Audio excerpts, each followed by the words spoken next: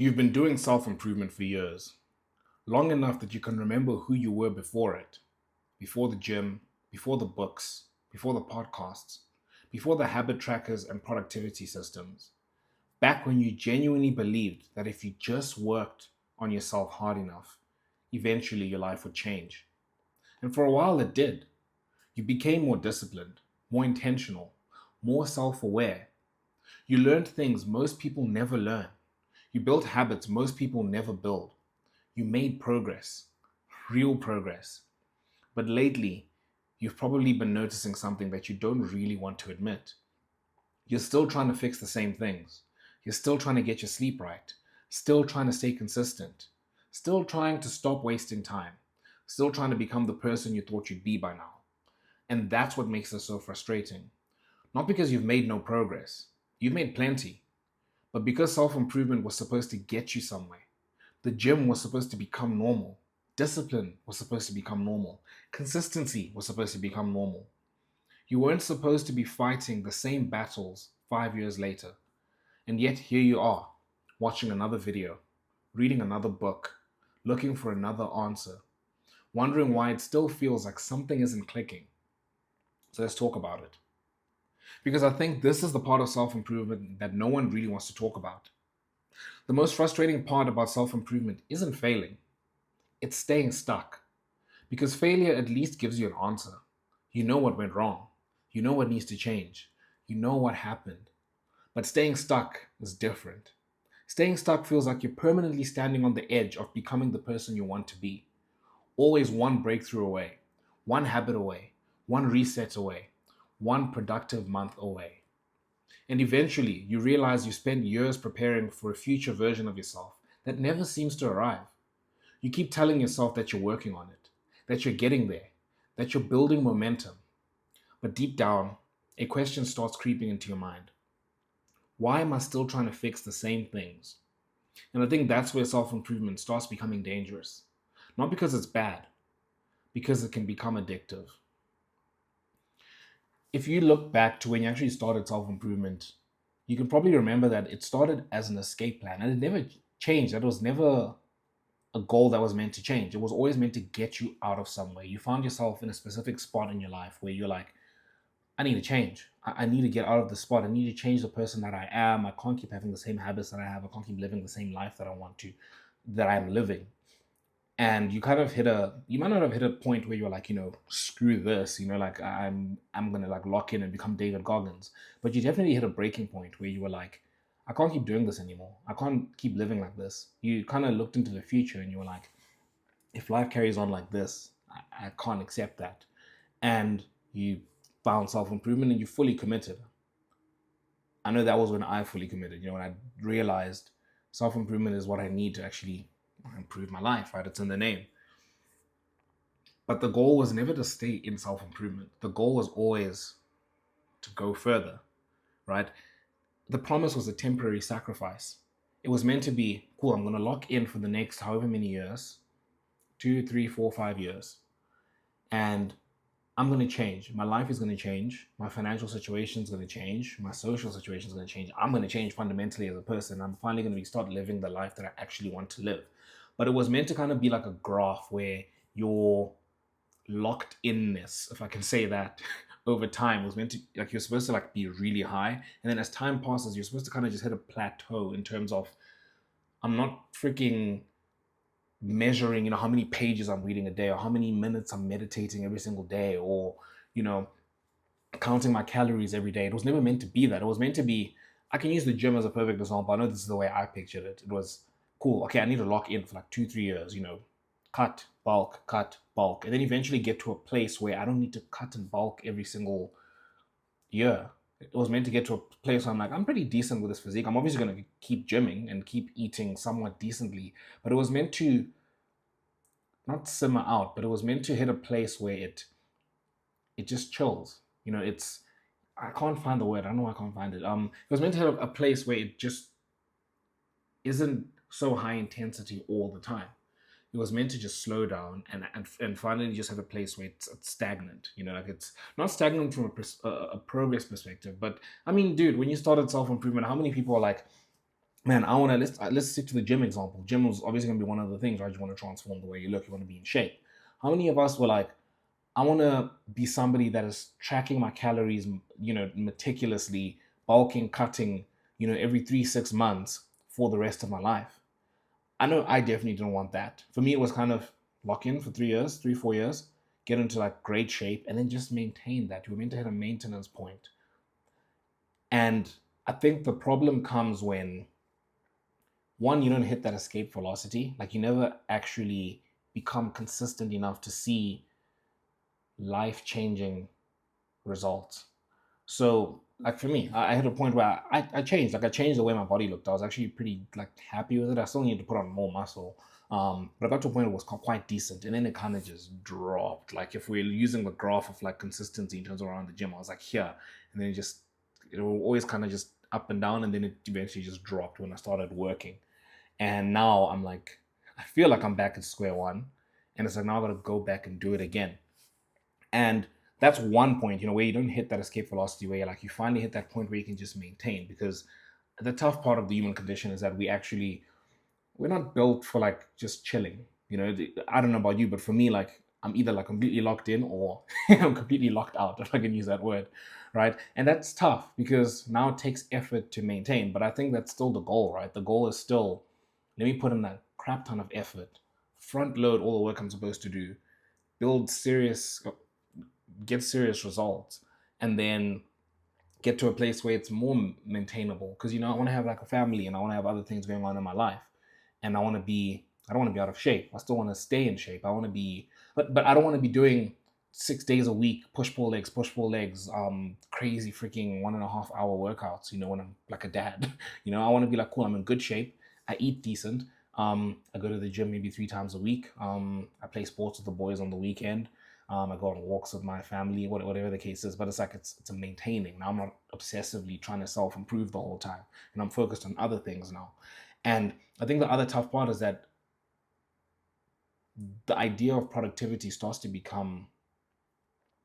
I've heard this concept called self improvement masturbation, and I mean, it's in the name, right? It basically gets to a point where you're not actually worried about improving. You're worried more about feeling like you're improving.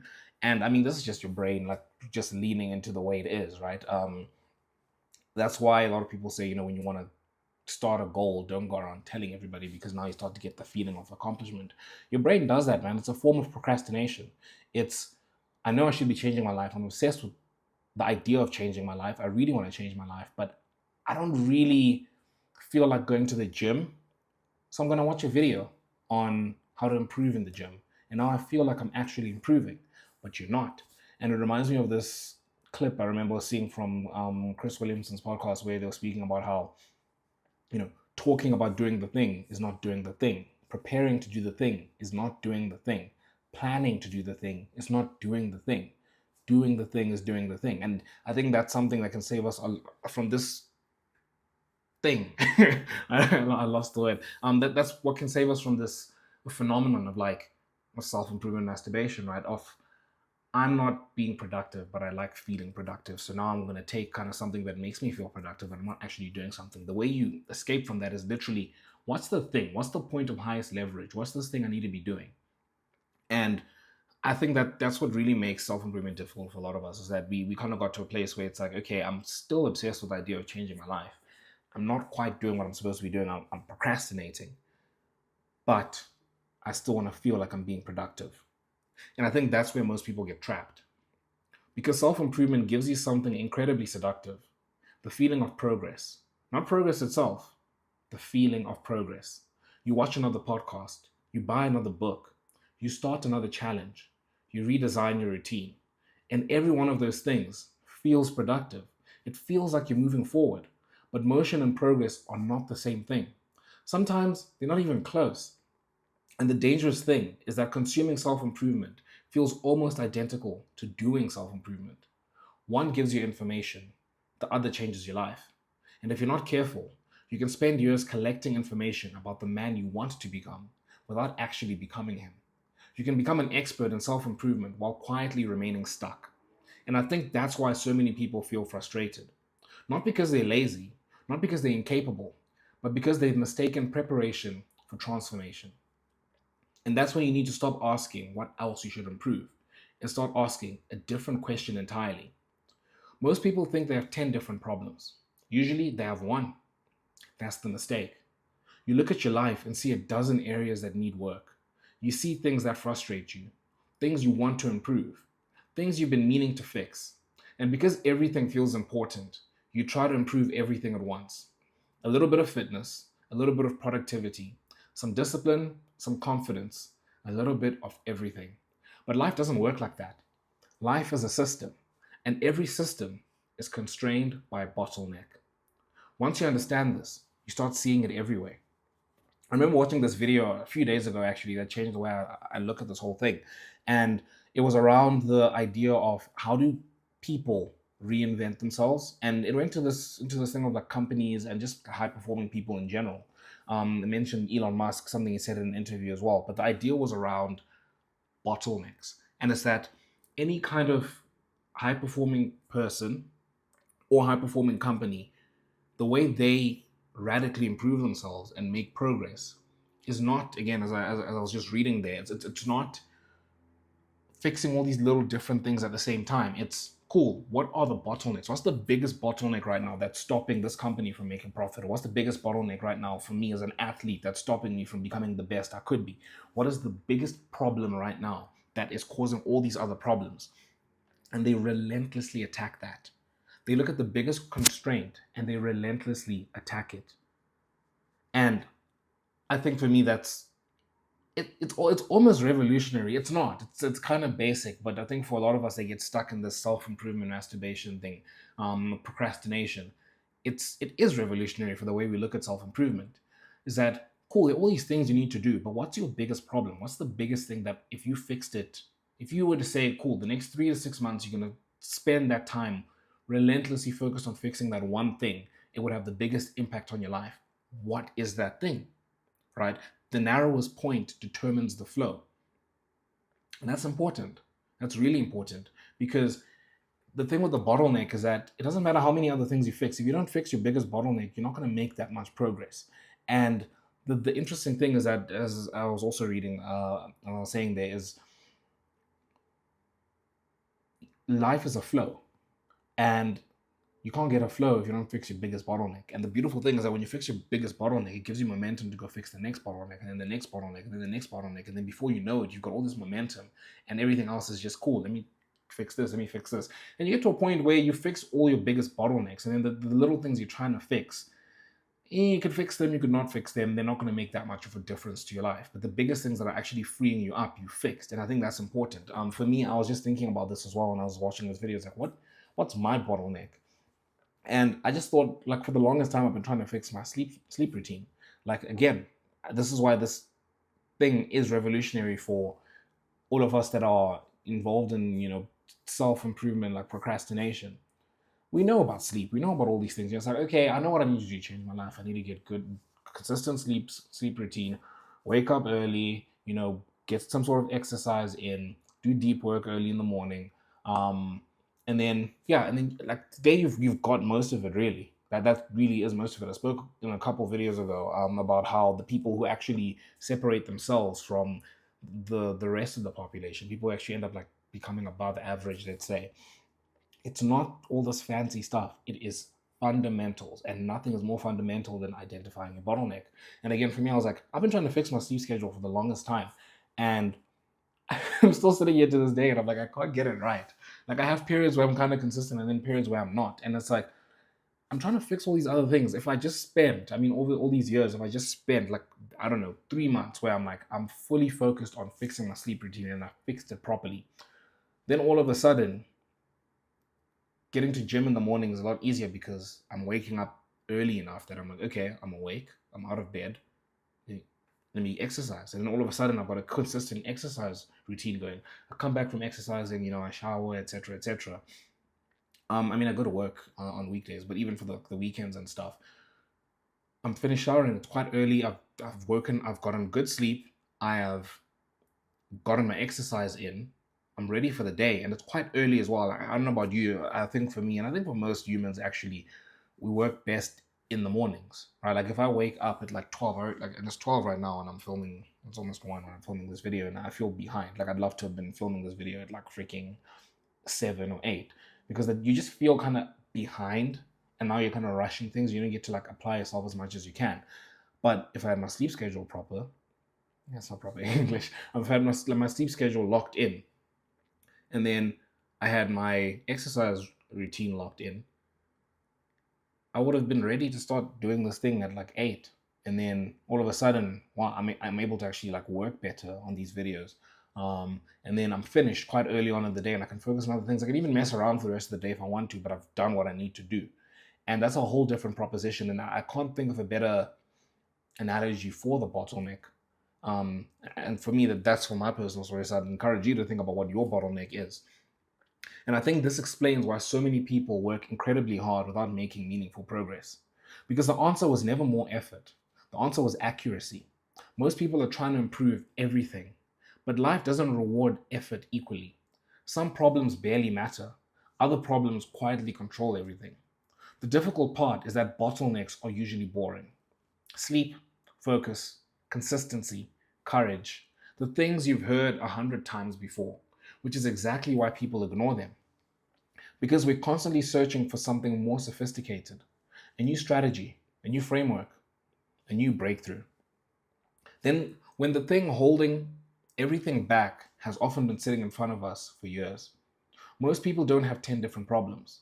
They have one problem creating 10 symptoms. And until they identify it, self-improvement will continue to feel frustrating no matter how hard they work. Which leads to a question that I think is deeply uncomfortable. You probably already know your bottleneck. In fact, I'd be willing to bet you've known it for a long time because bottlenecks have a habit of following you. They show up in your goals, your journals, your resets. They show up in your prayers. Year after year, season after season, the same thing keeps appearing. The same weakness, the same unfinished battle, the same habit, the same excuse. And eventually, you have to stop pretending you don't know what it is. So ask yourself 2 questions. The first one I'd say is, what's the thing that you've been trying to fix for years? You know what it is. You've been speaking about this. You've been thinking about it for a long time. If you're somebody that's been on self-improvement for a long time, or at least watching all these videos, you know what you need to fix, man. You know what it is. I already told you mine. Mine is sleep. I don't have a consistent sleep schedule. I don't have a proper like foundation on that. I don't know what your thing is. Maybe you go to sleep too late. Also sleep. Maybe it's TikTok. Your phone is a problem. If you deleted TikTok and Instagram 3 years ago, who knows how different your life would look right now? I don't know, but you know what that bottleneck is. And then the other thing that I think actually helps in this, the second question, I actually heard this from Chris Williamson as well. It was this thing of like, I want to call it the audience test, right?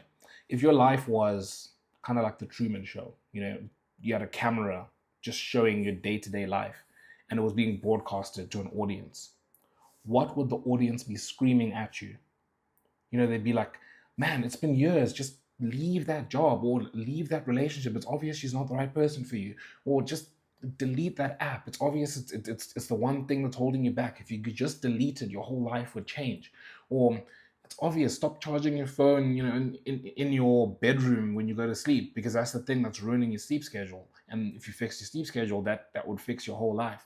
I don't know what it is, but think about it. If somebody was watching your life, if an audience was watching your life, what's the thing they'd be screaming is so obvious that you need to fix? And then that will tell you a story. And maybe that's why this question is so difficult. Because finding your bottleneck isn't usually a discovery problem.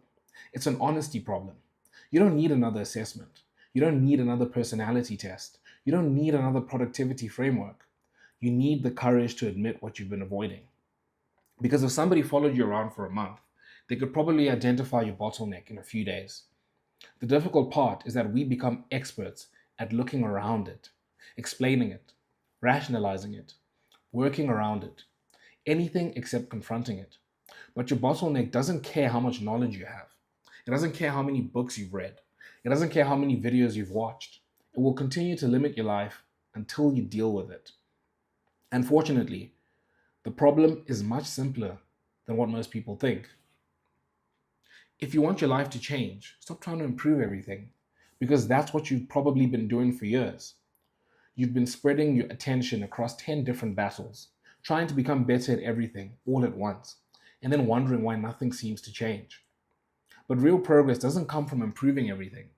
It comes from identifying the constraint and attacking it relentlessly. And this is the framework I'd use. So I kind of pointed to it earlier, but the first thing is list every bottleneck in your life and rank it. You don't have to you don't have to go and freaking get crazy with it, but you know the big things that are holding you back, the things that you know, if I could just change this, if I could change this, and that, my life would look so much better. List it. Write the list, 10, 20, 30, however many things it is, right? And then rank it from like the biggest problem to the smallest problem. And then from there, you're able to see what your biggest bottleneck is. And then you start attacking that bottleneck relentlessly. Literally go top down. You're like, cool, this is my biggest problem. I'm going ham at it. Like literally, I'm just thinking of the when I was watching the video and they're discussing Elon Musk when he spoke about how this is how he attacks problems in his businesses. Picture somebody who's trying to become like the best. Like Elon Musk is a trillionaire now. Somebody who's trying to become the best at something. Think about how relentlessly they would fix a problem if they realize it's the thing that's holding them back. I think of like Ronaldo. When he was a bit skinny and he needed to put on muscle. I'm like, dude, I remember that clip. I've heard it so many times. It's like, when he was like, when I was young, people used to say, Cristiano, you're good, but you're just skinny. And he was like, oh, the body we can improve. And I love that mentality. It's like, cool. People are telling me this is my problem. I can identify this as my problem. Well, this I can improve. And imagine what somebody like that does. Somebody who's so obsessed with becoming the best. Somebody who's so obsessed, with building the best company. Somebody who's so obsessed with achieving this goal. You tell them that this is the biggest problem that's holding them back from a lot of progress. Think about how relentlessly they attack that. I'm just imagining a company like Elon Musk is probably like, dude, let's get together a freaking team that's attacking this, like working on this full time every day for the next however many weeks, right? And that's how you need to look at your life as well, because it's your life. At some point, and we've spoken about this in other videos, at some point you're going to get to a point in your life where you're like, I don't have any more time to change. I've run out of time. And it's just slowly been going away. And the saddest part is that you're going to know what that thing is that you should have changed. You're going to know, man, if I could have just deleted that app, if I just gathered the courage one day to delete that app and free myself from this thing, I would have made so much more progress. Or if I could just have taken my sleep more seriously. Just picture yourself, man. Picture yourself at the end of your life. And if you carry on the way you're carrying on now, I don't know what your life is looking like, but I'm assuming if you're still watching these videos, that's probably not where you want it to be. If your life carries on the way it's carrying on, and that's important for us to realize, right? Because I've also had to have this realization myself, where it's like, it's not about what I think I should become, this vision I have of who I'm going to become when I eventually lock in. It's what do your habits say? Not what does your mouth say? What does your habits say? And if you just look at that, where are your habits taking you? Now, just extrapolate that to the end of your life. You're like 80. Think about the life you're gonna have, not the one you wish you have, or the one, when I do eventually change, then I'm gonna have this life. Not that. If you carry on the way you're carrying on now, if you were to take the last week, the last 2 weeks, the last month, whatever it is, and you extrapolate that into the future, the life that's gonna give you. Picture that man, the person you're gonna be at the end of that journey. What's gonna be on your mind when you're looking back? Because people always talk about this, people's biggest regrets, like working too hard, yada, yada, yada, and that's important. You don't want to just waste your life away doing something where you weren't thinking about it. But put yourself in that frame of mind. You look back and you're like, well, the game is over. I never got to do what I wanted to do. What are you going to look back so painfully at and say, I regret that I didn't fix this? And when you put yourself in that position of, I'm looking back and I'm regretting the life that I could have had, but I didn't have. Something as simple as, dude, just freaking sleep at 8 and wake up at 4 or 5, whatever the time is, every day. That seems so easy. It's like, I could have done that. If I could feel the pain I'm feeling now at the end of my life, at that time, I would have fixed it. It's such a simple price to pay. It's so simple. But right now, it's just, there's something more important, or there's something more attention grabbing. And get into that frame of mind. And then you're like, okay, cool. I'm here now. I can still change, my life. What's my biggest bottleneck? Let me attack that relentlessly. And I think the other part as well is You already know this, man. We've discussed this so many times. We know what we need to do. I could get most of the people watching this video right now. I could get you to go write a thesis on self improvement, and I bet you'd fare pretty well. Like, you know all the things you've heard about, the little hacks, the tricks. If I was to write you could write a fundamentals list. You're like, cool. You need good sleep. You need to get exercise in. The research is it's immaculate around that. If you get sleep and you exercise well, you're just a so much better functioning human being. Stop scrolling on TikTok first thing in the morning. Like, you could write a whole thing. You know what you need to do. You don't need any more books to tell you how to improve in your life. You need action, right? And I think that's the tough part, is it's not about knowledge. It's about application. It's about prioritization. What are you prioritizing? And when you strip everything away, the answer becomes surprisingly simple. You do not need another life reset. You do not need another productivity system. You do not need another motivational speech. You probably already know enough. Most people do. The problem isn't information. The problem is attention. You've spread your effort across too many battles, too many goals, too many priorities.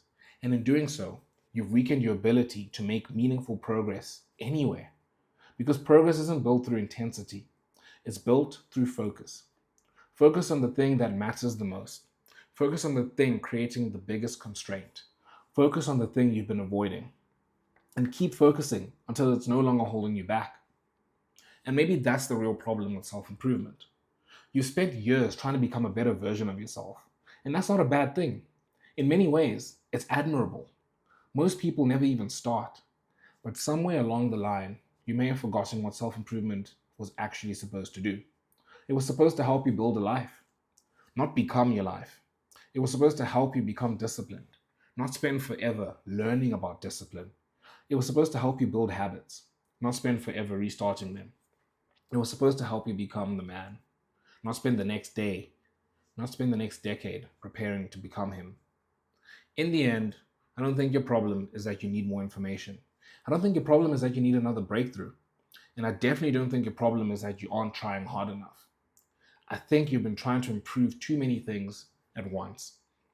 You've been treating symptoms instead of constraints. And because of that, you spend years fighting battles that were never the real problem. So stop asking, what else should I improve? And start asking, what is the one thing holding everything else back? Because the man who identifies as bottleneck and removes it will make more progress than the man who spends the next 5 years trying to improve everything. And maybe that's why self-improvement hasn't been working. Not because the principles are wrong, but because you've been solving the wrong problem. Let me know what you guys think of the topic in the comment section below. Hit subscribe if you want to join the brotherhood. I've also got a Discord as well if you're interested in meeting other people like you. But until next time, see you guys.